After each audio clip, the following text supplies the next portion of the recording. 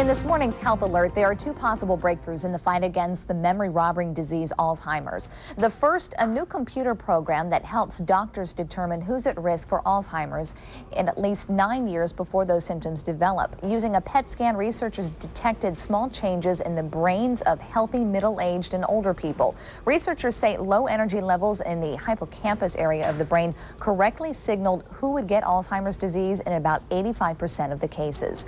Well, understanding and finding new ways to cope with Alzheimer's and other forms of dementia is something our next guest has dedicated her life to. In her book, Gertrude's Cupboard, Baltimore author Elizabeth Cockey shows us how to discover the power of art in the treatment of Alzheimer's. Thank you so much for joining us. Thank you for having me. Now, you are an art therapist at the Good Samaritan Hospital, is that right? Yes, at their nursing facility. Okay, tell us about your book. I wrote the book. This is a book about a lady who was a patient of mine about 6 years ago. And she gave me the secret to life, actually. How to cope with the illness that she had, which she was having dementia and other associated problems. And she gave me the key to life. And what that is helped me. She had a positive outlook. She said she prayed for people and they got better. Oh, that's so nice. And she taught me how to live through difficult times, and in turn I helped her and she helped me. And what I learned was that all of us can make a difference to one another. Now, obviously art does play a role in what you do with your patients. Art plays a significant role. We found that art therapy combined with psychotherapy and with medication can make a significant difference in how people cope with their disease, whether it's dementia, whether it's let's say a stroke victim, or anyone who is depressed. It just provides them an outlet?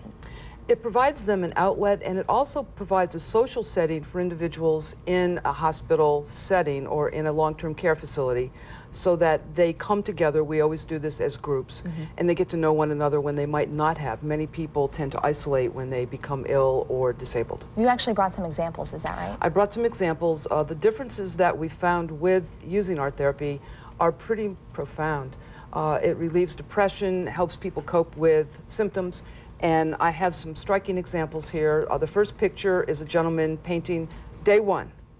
Then we go on 6 months later. We're going to flip those pictures down. 6 months later, he's having better relationships with distance, foreground, middle ground. All right, next one is a year later. This is a year later. Now he's adding, you see that there's a lot more cognitive. So this is showing also just the personal development that this person is going through and the struggles and being able to come to terms with life, dealing with this new disease. With life, and also he's able to have better cognitive functioning. And you see this here reflected in his paintings. This is a year out after we've been painting. And then the last picture is the next year. Look at that. That's amazing. So you see that there's significant differences here in what they're able to do with their art.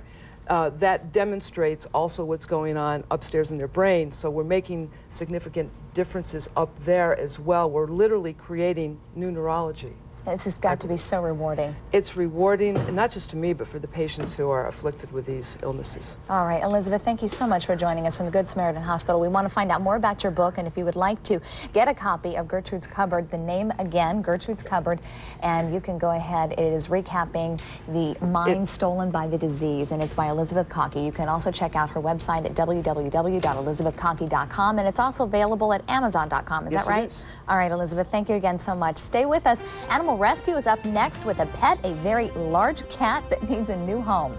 But first, we'll take a